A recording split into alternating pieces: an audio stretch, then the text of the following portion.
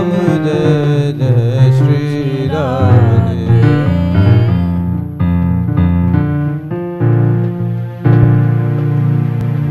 जय गोवर्धन धाम जय जय श्री राधे। जय गोवर्धन धाम जय जय श्री राधे।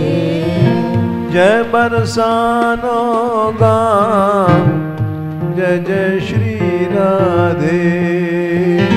जय बरसानो गाम जय जय श्री राधे। जय जय श्री राधे। जय जय श्री राधे।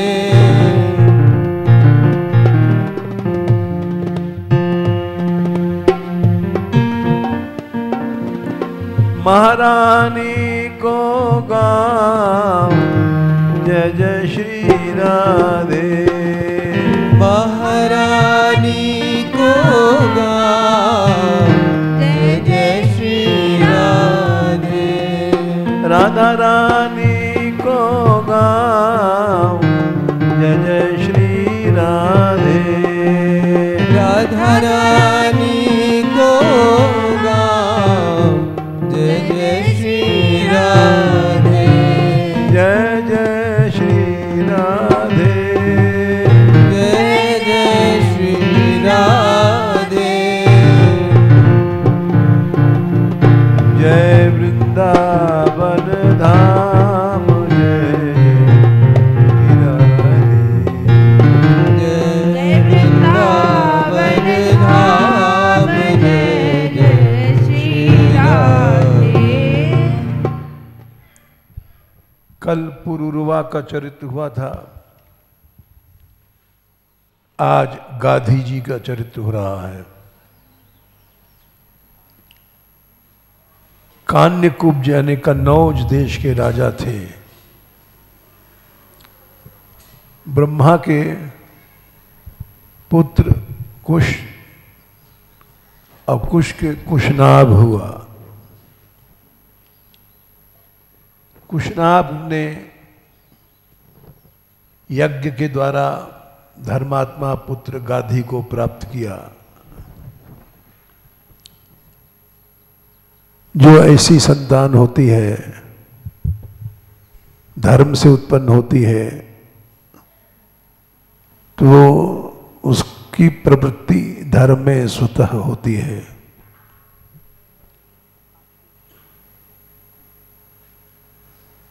इनके भी कोई पुत्र नहीं था, इसलिए इन्होंने सोम याग किया, जिससे एक लड़की पैदा हुई। उसका नाम सत्यवती। सत्यवती का विवाह इन्होंने महर्षि ऋचिक से किया। महर्षि ऋचिक बड़े तेजस्वी महापुरुष थे।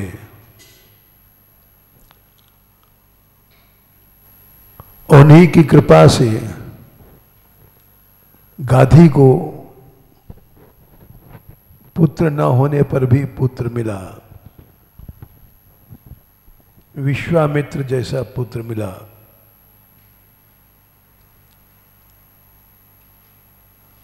गाधी जी प्रजा का पालन करते थे पुत्र की तरह। राजा के अंदर पालन करने की क्षमता सैकड़ों पिताओं से अधिक होती है। प्रजा राजा की पुत्र मानी जाती है। जैसे पिता अपने पुत्र पुत्री पर स्नेह करता है, वैसे ही राजा को भी करना चाहिए।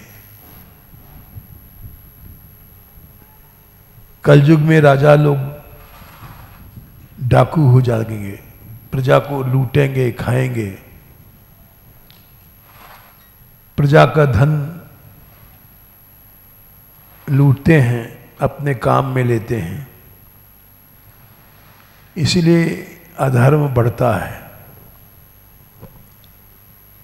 राजा यदि अपने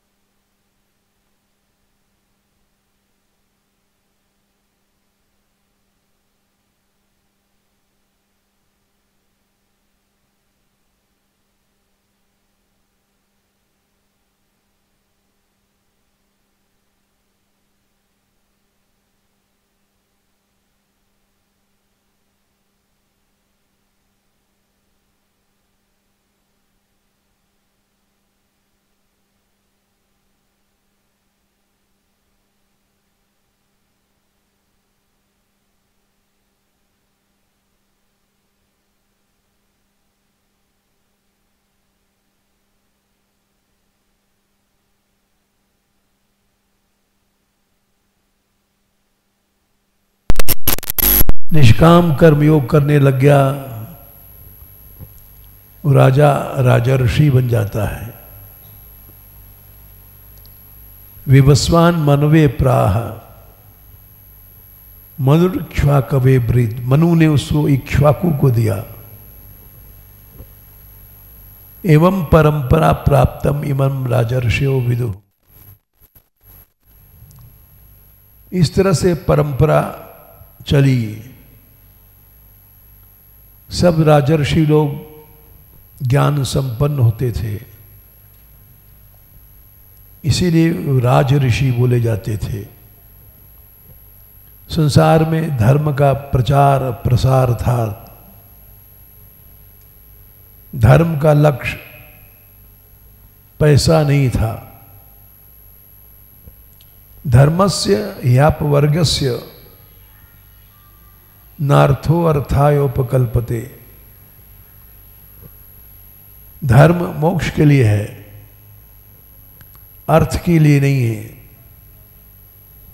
नार्थस्य धर्मैकांथस्य कामो लाभाय हि स्मृतः, धर्म को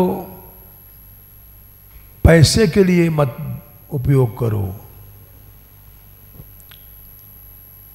उससे धर्म का नाश हो जाता है। अभी हम आ रहे थे तो हमारे यहाँ के छात्र हैं महेश जी, कथा कहने गए थे नर्मदा किनारे। तो वहाँ उन्होंने देखा एक व्यक्ति हमारी यात्रा का झूला, राधा रानी ब्रज यात्रा का झूला लटकाए घूम रहा था। इन्होंने पहचान लिया और उसको बुलाया। बोले झूला कहाँ से लाया है तुम? बोले हमारे पिता गए थे ब्रज में परिक्रमा करने, वहां ये झूला मिला था। बोले वहां से झूला लाए कि और कुछ लाए? बोले झूला लाए और प्रभात फेरी का संकल्प लाए।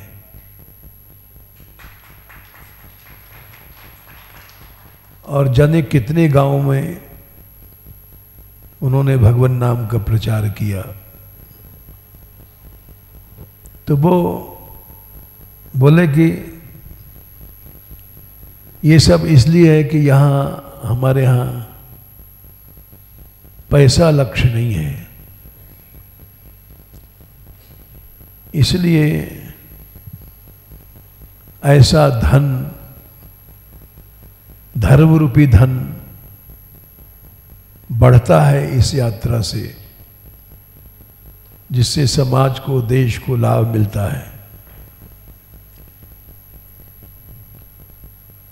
और ये बोले कि वो 2500 गांव में उन्होंने कीर्तन फैलाया। इसलिए राजा को धर्म राजा ऋषि बनना चाहिए। एवं परंपरा प्राप्तम इमं राजा ऋषियो विदुः सकालेन न महता योगो नष्टः परंतप।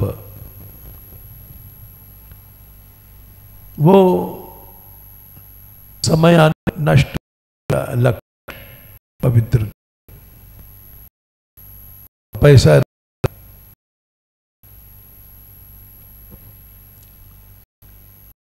हमने इस गादी को विश्वामित्र जैसा बेटा मिला, क्योंकि सत्यवती जो पुत्री थी,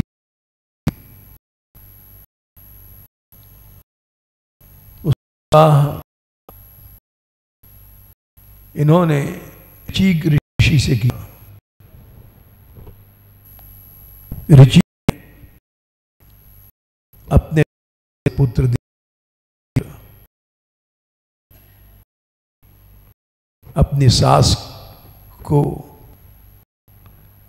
और अपनी स्त्री को एक जामदग्नि पुत्र दिया, उस पैदा हुआ।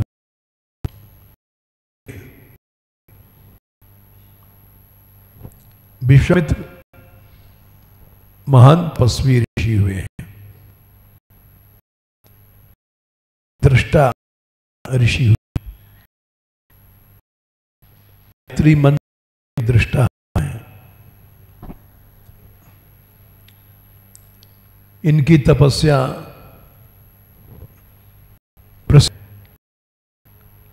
क्षत्रिय से ब्राह्मण बन गए तपोबल के कारण। यद्यपि कई बार तप नष्ट भी, कभी काम से कभी क्रोध से, लेकिन ये लगे रहे और जब तक ब्रह्मर्षि नहीं बन गए रहे।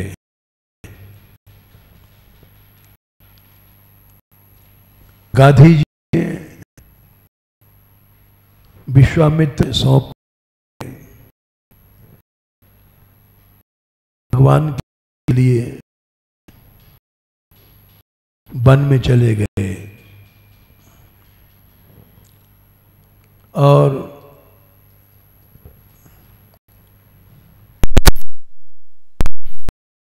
इधर चाकू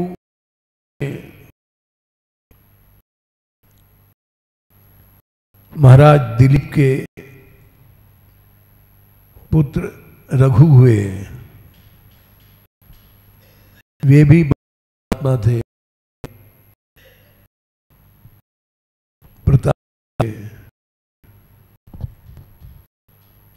और रघु जी की कथा हम सुना चुके हैं 2 दिन पहले।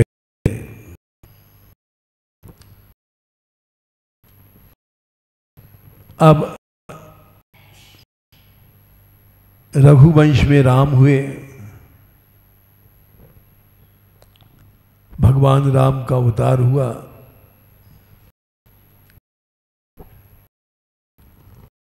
रई था चल रही है,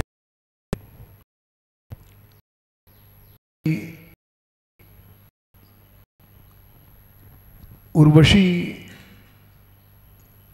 के गर्भ से पैदा हुए थे। आयु शायु सायु रय जय, पुरुरवा के पुत्र हुए। पुरुरवा की कथा परसों सुना चुके हैं। इन 6 पुत्रों में परम भगवत प्राप्त संत वे पार हो गए माया से।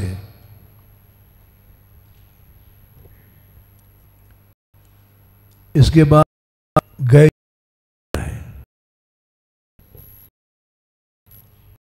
तो गया जो तीर्थ बना है एक भरत के वंश में। आज धर्मपत्नी गर्भ से राजा गया जन्म हुआ। ये प्रजा का पुत्र की तरह पालन करते थे। राजा यदि प्रजा को पुत्र की तरह व्यवहार करता है तो राजा ऋषि बोला जाता है।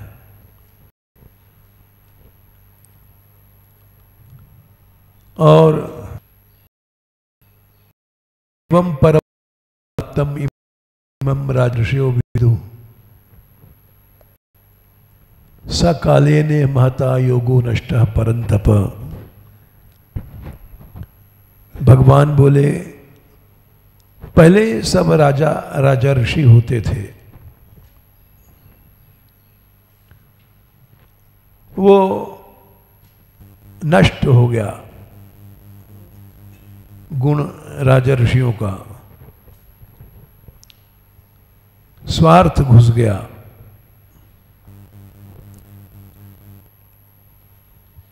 गय जी राजा ऋषि थे और अपने धर्म का पालन करते हुए निष्काम कर्म योग का पालन करते हुए चिंतन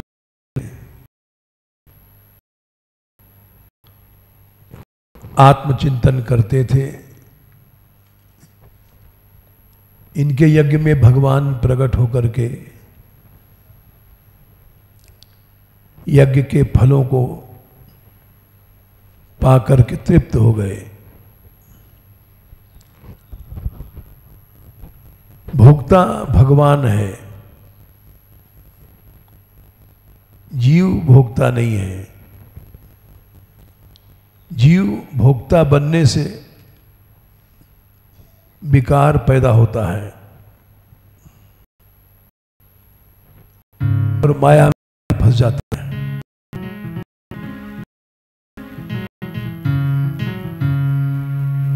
श्रुतियों में कहा गया है द्वा सुपर्णा सयुजा सखाया समानम वृक्षम परिशस्ते।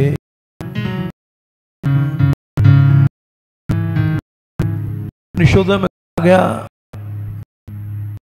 ये शरीर एक वृक्ष,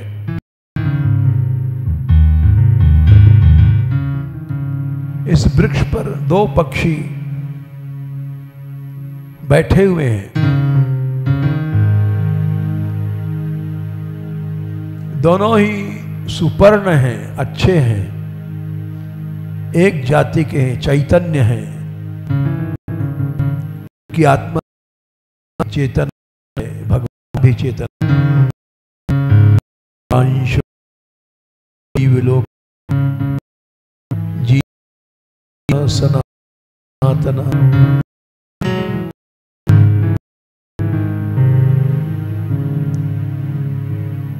तो दोनों ही सुपर्ण एक जाति के हैं। जिस जाति का ईश्वर है उसी जाति का जीव है, चेतन। द्वा सुपर्णा सयुजा सान योग वाले हैं, तो एक गुण है दोनों में, परिशस् हो जाते,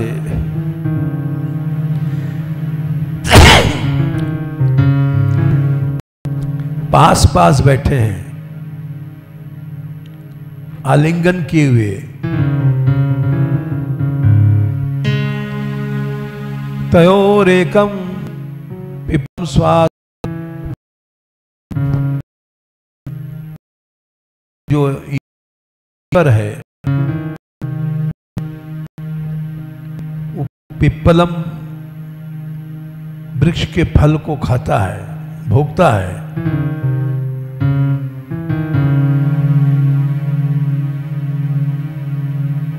लेकिन वो अभोक्ता है, खाए भी नहीं खाता है, मुक्त है, नित्य मुक्त है। दूसरा जो जीव है वो आसक्ति के साथ भोजन करता है, आसक्त हो जाता है, इसलिए बांधा जाता है। जितना हमारा भोग में मन जाएगा हम उतना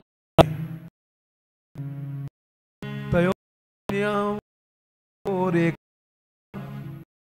पिप्पलम स्वादवत् अष्टन्यो अभिचाकशीति, जो नहीं भोगता है वो प्रकाशमान है, ईश्वर है, निरंजन है, उसकी आसक्ति नहीं है। हम जैसे लोग भोगी हैं, लड्डू, पेड़ा, बर्फी, गुलाब जामुन, भोगों में आसक्त हैं, इसलिए हम जीव हैं, बंधे हुए हैं। और भगवान अनशनन, आसक्ति के सहित ग्रहण नहीं करता, प्रकाशमान है, नित्य, अभिचाकर्षित। तो इनके यज्ञ में, गए के यज्ञ में भगवान प्रकट होकर के उन्होंने यज्ञ को खाया हुआ। अहम सिहि सर्वयज्ञानां भोक्ता च प्रभुरेव च। अर्जुन, मैं ही सभी यज्ञों का भोक्ता हूं।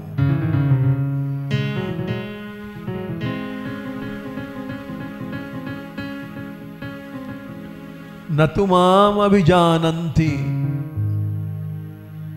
तत्त्वेनातश्यवन्ति ते। जीव इस बात को नहीं जानता, स्वयं भोक्ता बन जाता है।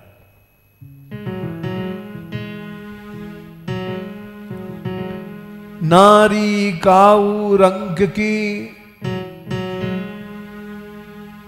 नारी काऊ रंग की अपनी फजी होए। हरि नारी अपनी कहे क्यों न फजी तो होए। किसी की भी स्त्री को तुम अपनी बनाओगे तो लड़ाई होगी। हर आदमी लक्ष्मी को अपना अधिकार समझता है, स्वयं लक्ष्मीपति बनना चाहता है, तो क्यों न कष्ट अनुभव हो। गय जी, ये इन्होंने समस्त यज्ञ का फल भगवान को दिया, भगवान तृप्त हो गए। ये भरत जी के वंश में हुए हैं। और गय जी हुए वायु पुराण में, गया के महात्म्य में, जहां गया जहां लोग श्राद्ध करने जाते हैं,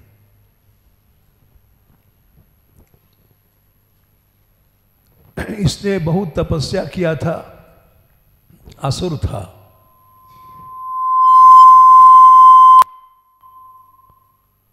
सवा सौ योजन ऊंचा था, 1 योजन 4 कोस का होता है। 125 माने 200 कोस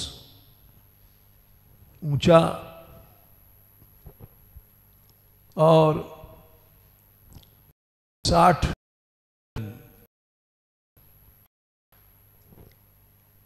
लगभग 250 कोस मोटा था। बड़ा तप किया, तप से भगवान प्रसन्न हो जाते हैं।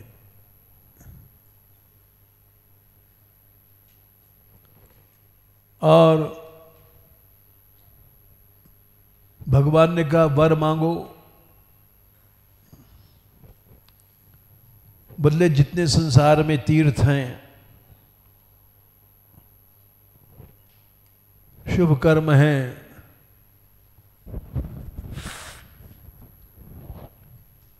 उन सब से मैं अधिक पवित्र बन जाऊं। जो मेरा दर्शन करे, मुझे छू ले में, वो पवित्र हो जाए। ऐसी शक्ति तीर्थों में नहीं है, वो हमारे में आ जाए। तीनों देव ब्रह्मा विष्णु शिव एवमस्तु कह करके चले गए। ऐसा ही होगा।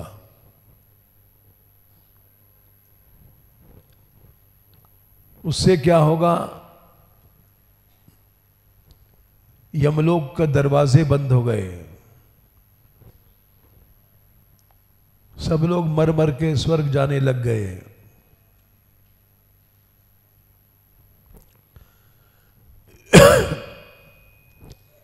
ब्रह्मा जी के पास गए यमराज, बोले हमारे यहां तो कोई यमलोक में आता ही नहीं है।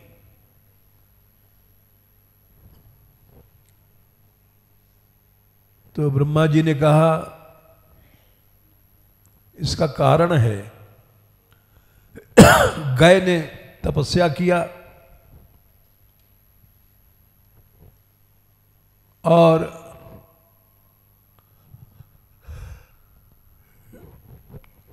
उसका शरीर इतना बड़ा है, 400 कोस ऊंचा और 250 कोस मोटा।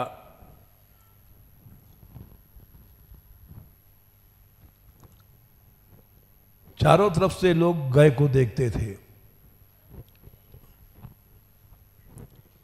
और उसके दर्शन मात्र से सबका बंद हो गया नरक जाना। भगवत मूर्तियां इसीलिए बनाई जाती थी कि उसमें प्राण प्रतिष्ठा हो गए और लोग दर्शन करें, उनका पाप नष्ट हो जावे।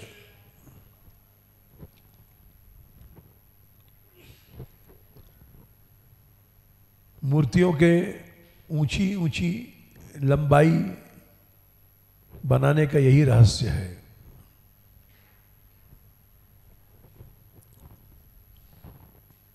जब तक गाय का शरीर है, कोई भी नरक को नहीं जाएगा, क्योंकि चारों ओर से गाय का शरीर दिखाई पड़ता है।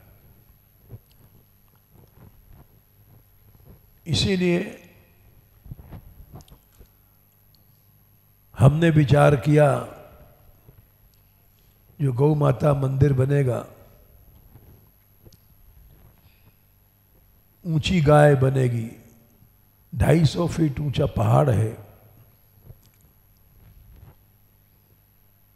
मुरला पहाड़ और 100 फीट ऊपर मंदिर, गाय की मूर्ति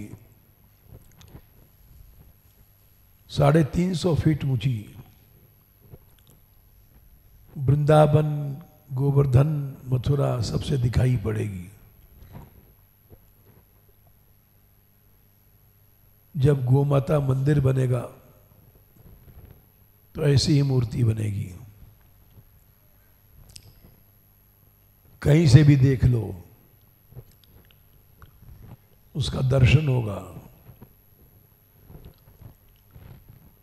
गाय की मूर्ति, देवता सर्वदेवमयी गौ, समस्त देवता उसके शरीर में होते थे। तो ब्रह्मा जी ने जब देखा कोई मर के नरक जा ही नहीं रहा है, तो वो आए और गाय से कहा कि तुम अपना शरीर दे दो यज्ञ करने के लिए।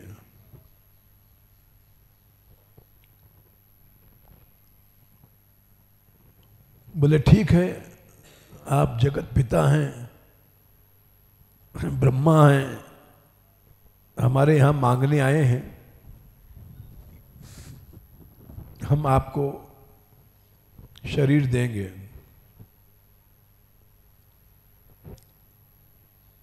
ब्रह्मा जी बोले लेट जाओ, क्योंकि लेट जाएगा तो सब जगह से दिखाई नहीं पड़ेगा। 400 कोस ऊंचा। लेट गया, उसके ऊपर यज्ञ हुआ, उसके शरीर पर। और यज्ञ जब समाप्त हुआ तो हिलने लग गया, उठने बैठने लग गया।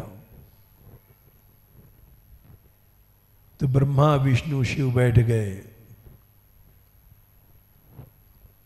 कि इसका शरीर नहीं हिले। तब उसने वरदान मांगा कि आप लोग चाहते हैं कि मैं उठ के ना बैठूं, क्योंकि मेरे दर्शन करने से स्वर्ग सब जाते हैं, नरक का दरवाजा बंद हो गया।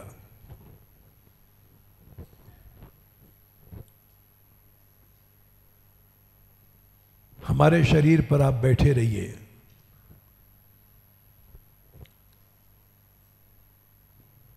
देवताओं को, ब्रह्मा विष्णु शिव को वरदान देना पड़ा। उसके शरीर में बैठ गए सब। और वो गया नामक तीर्थ बन गया। वहाँ श्राद्ध करने से जितने मरे हुए प्रेत हैं सब स्वर्ग चले जाते हैं।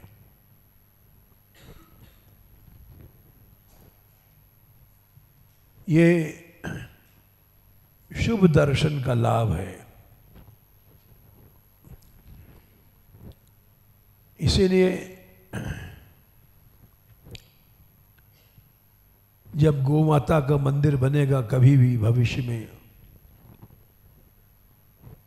250 फीट ऊंची मूर्ति बनेगी गाय की।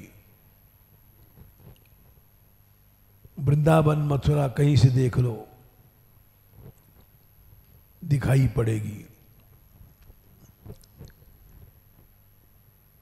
ये वायु पुराण के भीतर गाय की कथा हमने आपको सुनाई।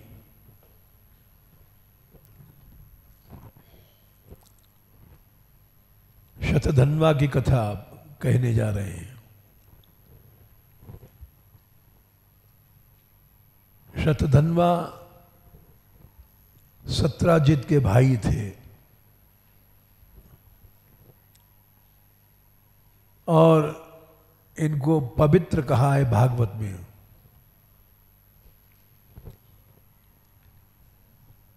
यद्यप कृष्ण ने इनका वध किया था,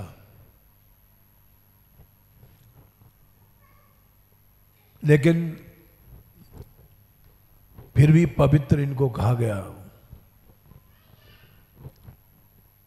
मनुष्य का मन अगर भगवान में है तो वो पवित्र है। अपिचे सुदुराचारो भजते माम अनन्य भाग। भगवान ने कहा दुराचार नहीं, महान दुराचारी है और मेरा अनन्य भजन करता है। साधुरेव समन्तव्य सम्यक व्यवसितो ही सा। उसको साधु मान लो, क्योंकि उसकी बुद्धि मुझ में, मेरे भजन में है। उसको साधु ही मानना चाहिए।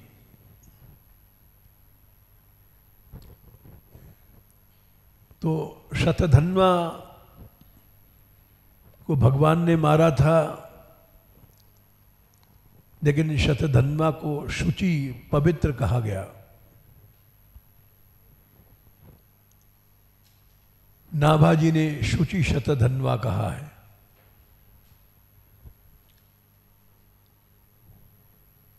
कुसंग से आदमी नष्ट होता है। कृतवर्मा ने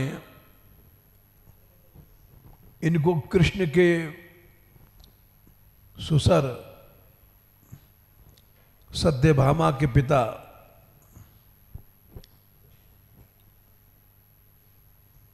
उनको मरवा दिया था, इनको लोभ दे करके।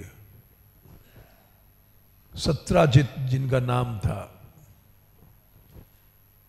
सेमंतक मणि के लोभ में।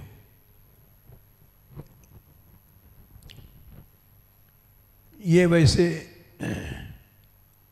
नाभाजी ने उनको शुचि कहा है, क्योंकि थे पवित्र, दुस्संग से गिर गए।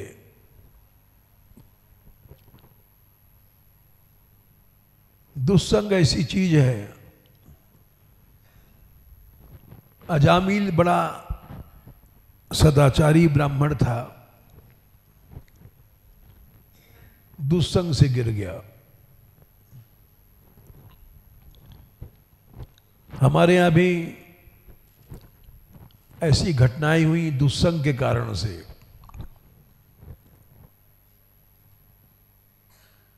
ऐसी सी आराधिका थी जो 9-9 साल तक जिन्होंने आराधना किया, गोपी भाव को प्राप्त किया, 2-2 घंटे नृत्य करना, लेकिन ऐसा दुस्संग मिल गया कि वे नष्ट हो गई। भोग में जीवन बन गया। इसीलिए मनुष्य को दुस्संग नहीं करना चाहिए। और बरु कलुभास नरक करताता, दुष्ट संग जन देहि विधाता। भगवान राम ने कहा नरक मिल जाए वो अच्छा है, दुष्ट संग नहीं मिलना चाहिए। दुष्ट संग से विनाश हो जाता है।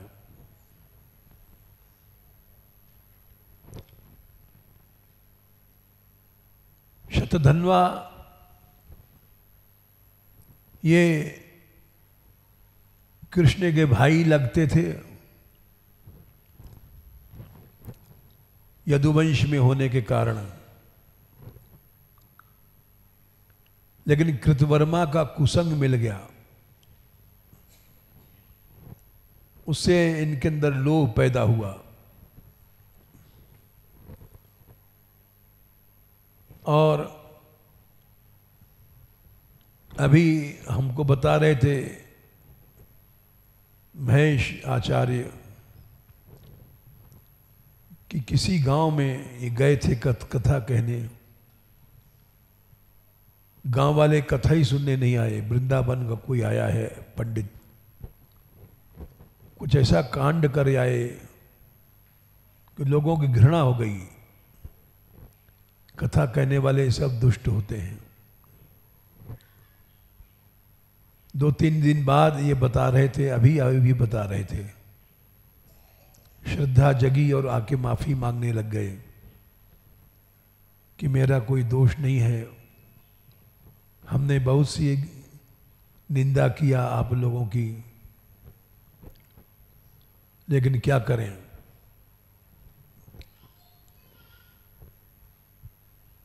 कुसंग ऐसी चीज है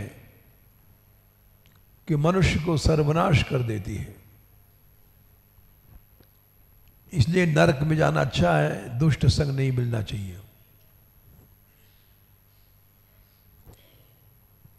ये अभी बात बता रहे थे, हमारे यहाँ बड़े बड़े लोग अच्छे थे, अच्छे अच्छे साधक थे यहाँ। जैसे आजकल सभी संत लोग गौ सेवा करते हैं, नगर फेरी करते हैं, बड़ा सुंदर जीवन। और बल्कि आज हमारा 10 लाख पेड़ लगाने का संकल्प था ब्रजभूमि में। आज सभी लड़कियों ने बीज की गोलियां बनाई, वर्षा आने वाली है, कम से कम 1 लाख पेड़ हम लोग बो देंगे। ब्रज की बहुत बड़ी सेवा है। तो ये सब करते थे। अब वो सब दुसंग से चले गए।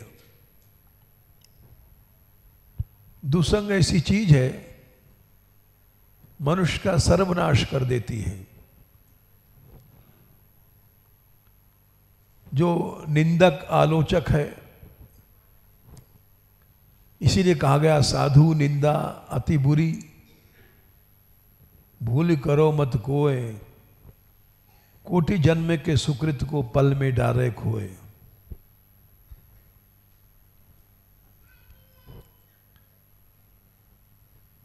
शतधन्वा ने स्यवंतक मणि के लोभ में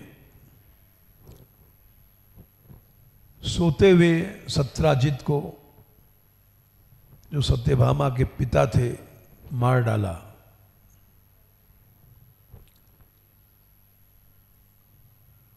रात को जाकर के सोते हुए को मार दिया। और सत्यभामा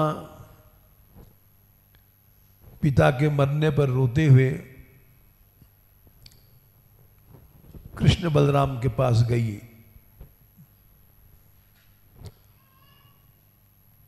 और रोते हुए कहने लग गई, तुम लोगों को रहते हुए हमारे पिता को इस तरह से मारा गया।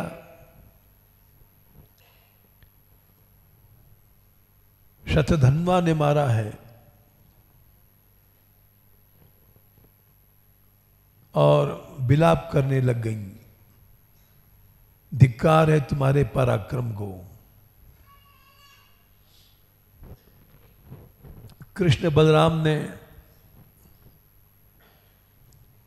धीरज दिया सत्यभामा को, उसके पाप का दंड देंगे। और उन्होंने पीछा किया।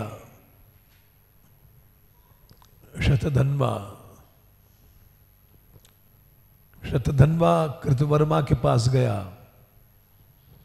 जिसके कुसंग से वो ये गलत काम किया था, भगवान से द्रोह किया, सिमंतक मणि चुराया। कृतवर्मा ने जवाब दे दिया कि हम तुम्हारी मदद नहीं कर सकते। क्योंकि जानता था बलराम की ताकत, कृष्ण की ताकत, भगवान से कौन लड़ेगा। दुष्ट लोग तो खाली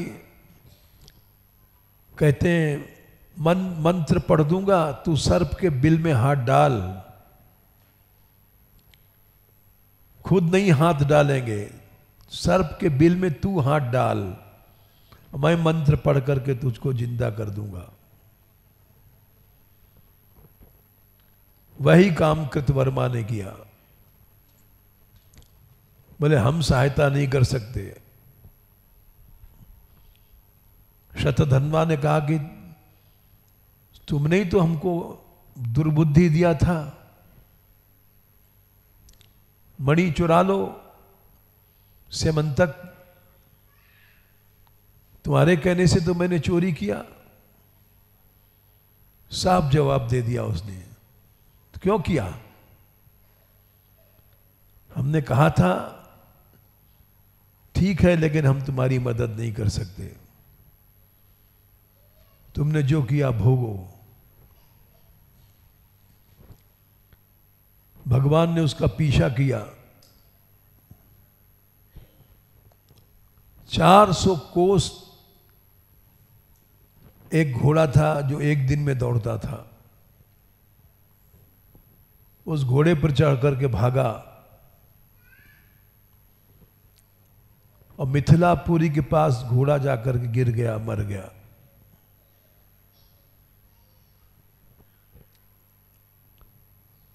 इतना दौड़ता हुआ गया था घोड़ा।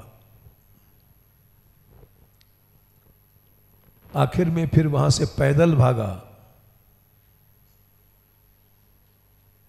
और भगवान ने फिर चक्र से उसका सिर काट दिया।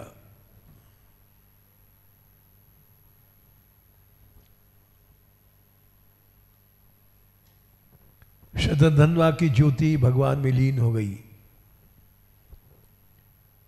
क्योंकि वो भगवान से प्रेम करता था। भगवान से प्रेम करने वाला का कल्याण अवश्य होता है।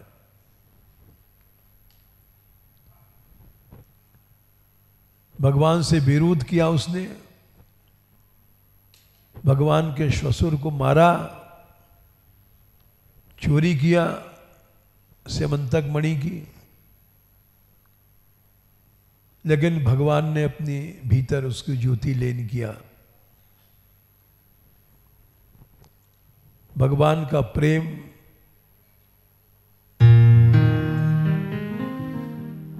मिला ही न रघुपति बिनु अनुरागा, मिला ही न रघुपति बिनु अनुराग।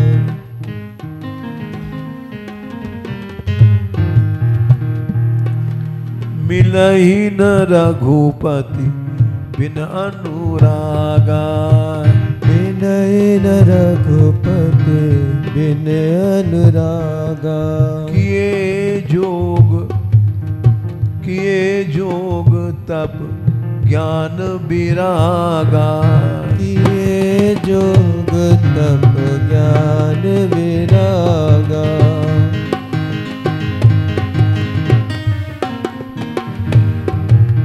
किए जोग तप ज्ञान विरागा, किए जोग तप ज्ञान विरागा।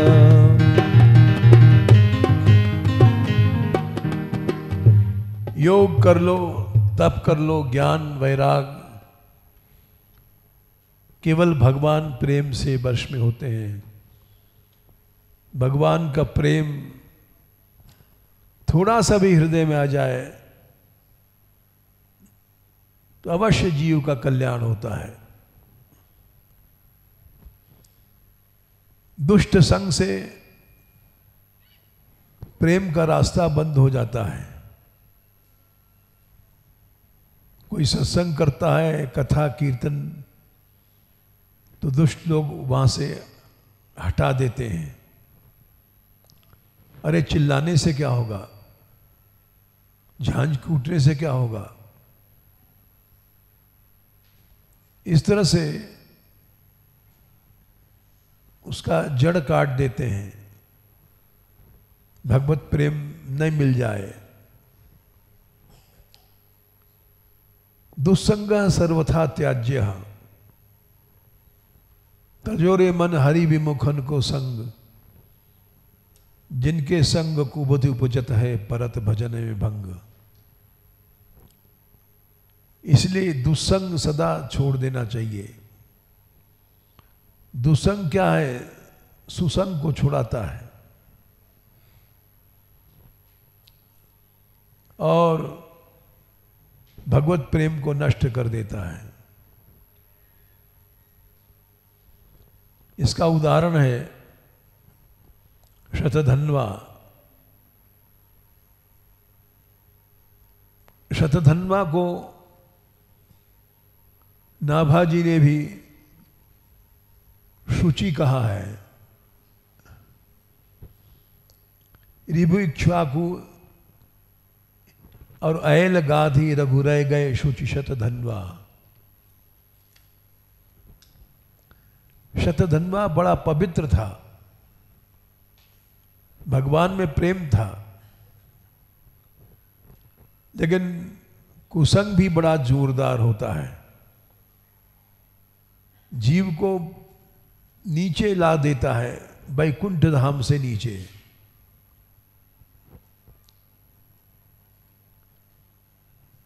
ऐसा कहते हैं कि जब चैतन्य महाप्रभु, वल्लभाचार्य जी दोनों महाप्रभु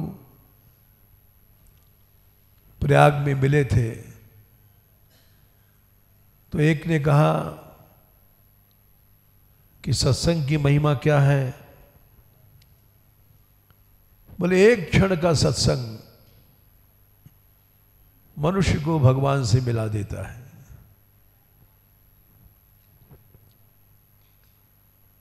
फिर वल्लभाचार्य जी बोले एक क्षण का कुसंग मनुष्य को परम धाम से नीचे ला देता है, सत्संग को छुड़ा देता है। ये हमने अनुभव किया। बड़े बड़े लोग अच्छे थे, आराधक 9-9 साल तक उन्होंने आराधना किया, नृत्य किया, लेकिन कुसंग से मिट्टी में सब मिल गई, सर्वनाश हो गया। तो ये बात भी सही है कि कुसंग से सर्वनाश हो जाता है, क्योंकि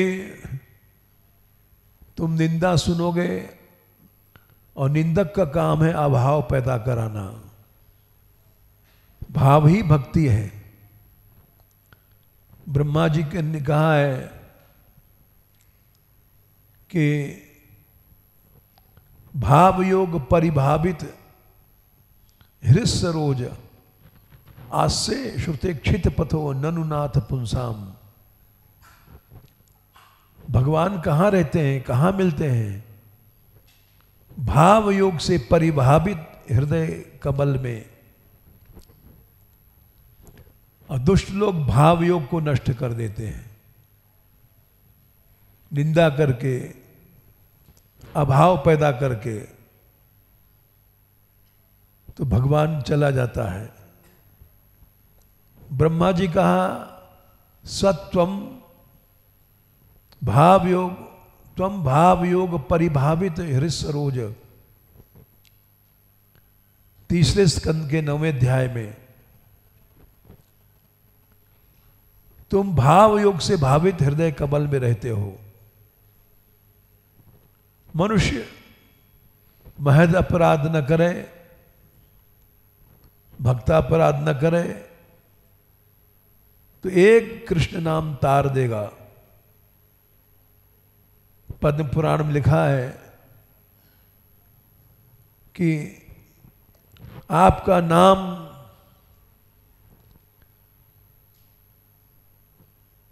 केवल सुनने से ही तार देता है।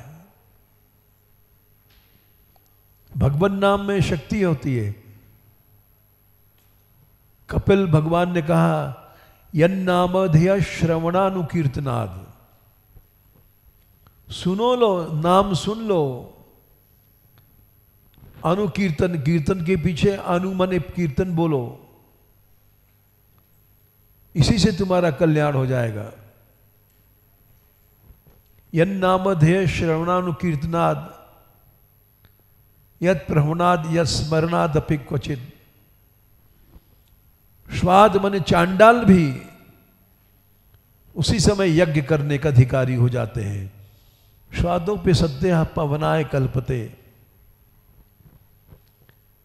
किंतु वो भाव योग जल जाता है। कुसंग से भाव योग अभाव योग बन जाता है, मनुष्य अभाव में डूब जाता है। इसलिए एक क्षण का सत्संग भगवान से मिलाता है, एक ही क्षण का कुसंग भगवान से अलग कर देता है। ये शतधन्वा की कथा से प्रकट होती है। शतधन्वा भगवान का प्यारा था। नाभाजी ने शुचि शतधन्वा कहा है, लेकिन कुसंग से सेमंतक मणि चुरा, सत्यभामा के पिता का वध किया, और फिर जिन लोगों ने ये दुष्ट बुद्धि अभाव की दी थी, उन्होंने जवाब दे दिया हम तुम्हारी मदद नहीं करेंगे, तुम अपना जो किया है भोगो। कृतवर्मा ने मना कर दिया। अंत में भगवान को दौड़ना पड़ा और मिथिला के पास जाकर के उसको वध करना पड़ा। तो एक क्षण का कुसंग कृष्ण से विमुख करा दिया, और एक क्षण का सत्संग भगवान से मिला भी देता है। जैसे अजामिल भगवान नाम अपने बेटे का रख दिया सत्संगों साधुओं के संग से, एक क्षण का संग भगवत धाम ले गया, और एक क्षण का कुसंग शतधन्वा को भगवान से विमुख करा दिया। तो शतधन्वा की कथा समाप्त हुई, और इससे